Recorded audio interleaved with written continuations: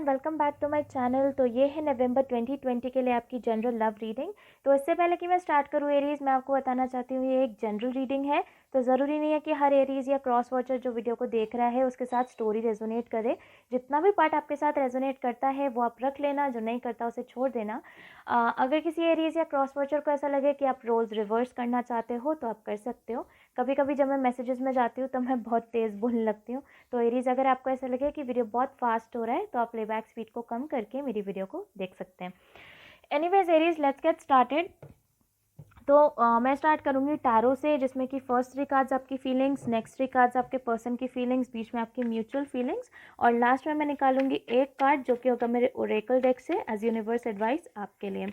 Again, अगर किसी Aries या क्रॉस वॉचर को ऐसा लगता है आप रोल्स रिवर्स करना चाहते हो तो आप कर सकते हो। लास्ट में जो मैं एडवाइस का कार्ड निकालूंगी, अगर वो कोई क्रॉस वॉचर अपने लिए लेना चाहे तो वो ले सकता है। ऑल्सो एरीज़, अभी मेरे पास टेम्परेंस कार्ड फ्लिप हुआ था, तो हो सकता है आप में से कुछ लोग एक सैजिटेरियस के साथ डील कर रहे हो। ऑल्सो हो सकता है कि किसी एक सिचुएशन में आप काफ़ी ज़्यादा इम्पेशेंट फील कर रहे हो, या आपको ऐसा लग रहा है कि आप और पेशेंस नहीं रख पा रहे। एनीवेज, लेट्स सी एरीज़ की आपकी क्या फीलिंग्स हैं। ओके, आपके पर्सन की फीलिंग्स।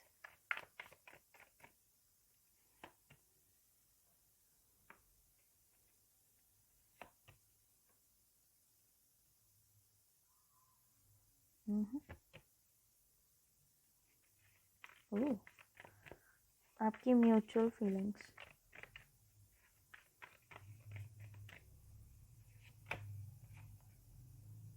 ठीक है।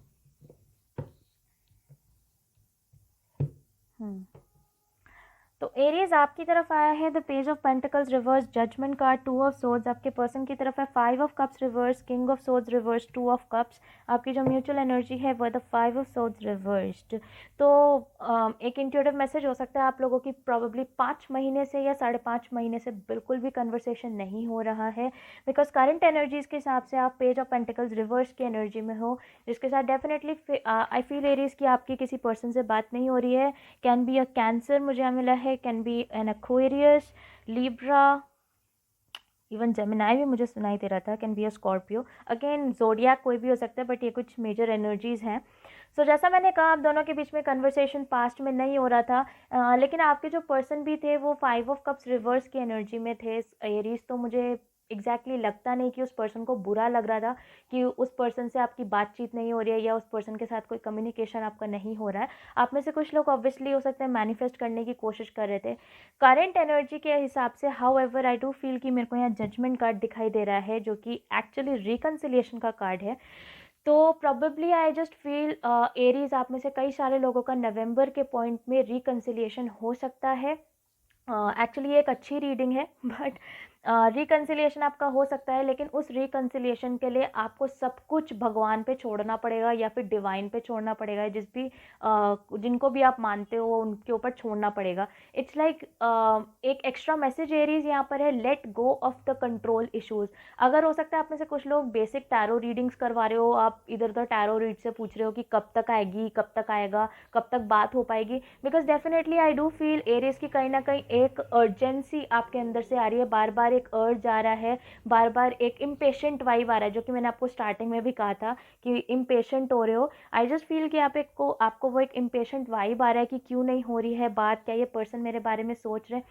ऑल दो एरीज पास्ट में ये पर्सन बिल्कुल भी रिग्रेट नहीं कर रहे थे, बट आई डू फील कि कमिंग नवंबर में आप दोनों के बीच में डेफिनेटली पैचअप हो सकता है। अगर पैचअप नहीं भी हो तो कम्युनिकेशन डेफिनेटली है, लेकिन उस चीज़ के लिए भी आपको सब कुछ एक्चुअली यूनिवर्स पर छोड़ना पड़ेगा।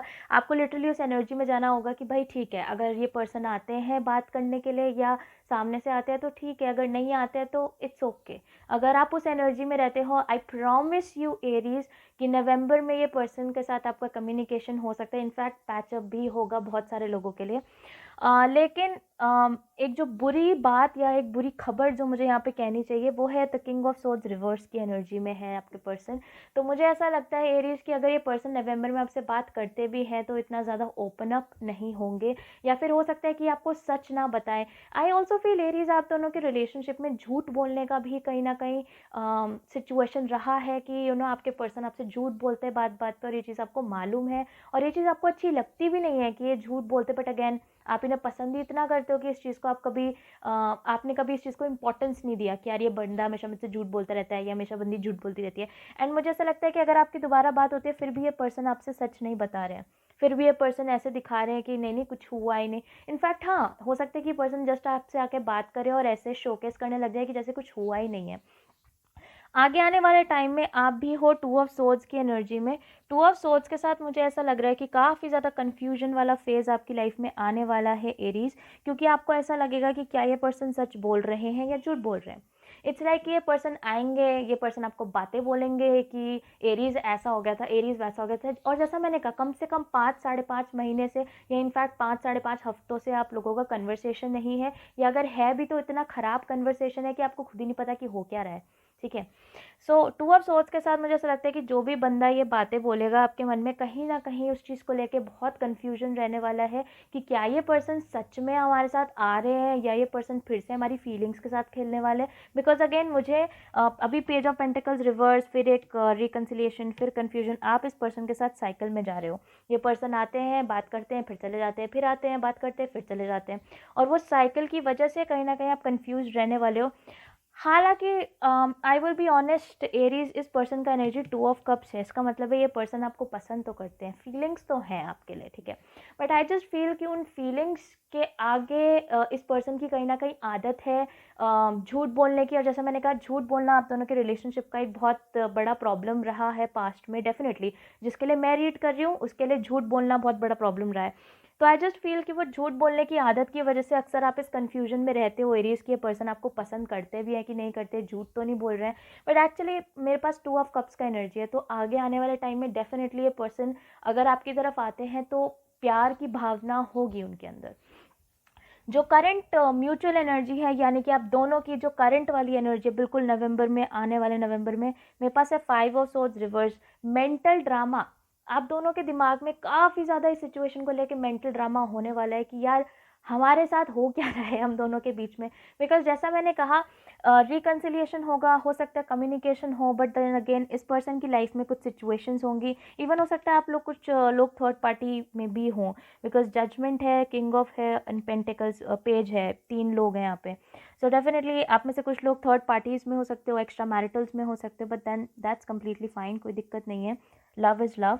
बट आई जस्ट फील कि किसी और पर्सन की वजह से आप दोनों के बीच में काफ़ी मेंटल ड्रामा हो सकता है, या जैसे मैंने कहा ये पर्सन झूठ बोल रहे हैं, अपनी फीलिंग्स सही से बयान नहीं कर रहे हैं, उस वजह से आपको मिक्स सिग्नल्स मिल सकते हैं, उस वजह से ड्रामा हो सकता है। तो ये ड्रामा के अलग अलग रीजंस हो सकते हैं अलग अलग लोगों के लिए अलग अलग सिचुएशंस में, बट डेफिनेटली काफ़ी ड्रामा करंट एनर्जीज में मुझे आता हुआ दिखाई दे रहा है आप दोनों के लिए।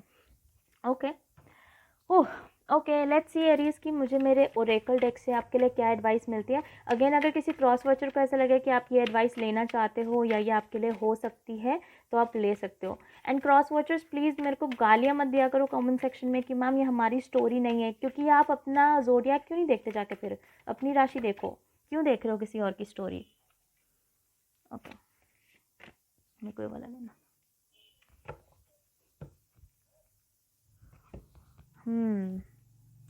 मेरे पास जो आपके लिए कार्ड आया है ना एरीज और क्रॉस वॉचर, मेरे पास है lifting the veil, questioning everything, anything unaligned must go.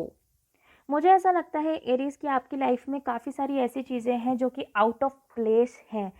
I also feel आप में से कुछ लोगों का घर फैला हुआ है, इस टाइम पे फैला हुआ है तो साफ़ कर लो यार, दिवाली का टाइम है, साफ़ करो उसको, ठीक है। But anyways lifting the well के साथ मेरे को ऐसा लगता है कि आप हर चीज़ को, आपके अपने लाइफ के हर एस्पेक्ट को क्वेश्चन करो, अपनी लाइफ के हर एक चीज़ में एक बार झांक के देखो कि जो चीज़ें आपकी लाइफ में एग्जिस्ट कर रही हैं कहीं ऐसा तो नहीं है कि वो आपकी लाइफ में सिर्फ आपका बर्डन बढ़ा रही हैं एंड आपको हेल्प नहीं कर रही। इट्स लाइक अब वो कुछ भी हो सकता है, वो आपके, जैसे मैंने कहा ये एक जनरल एडवाइस है, ये सिर्फ एक रिलेशनशिप से रिलेटेड नहीं है।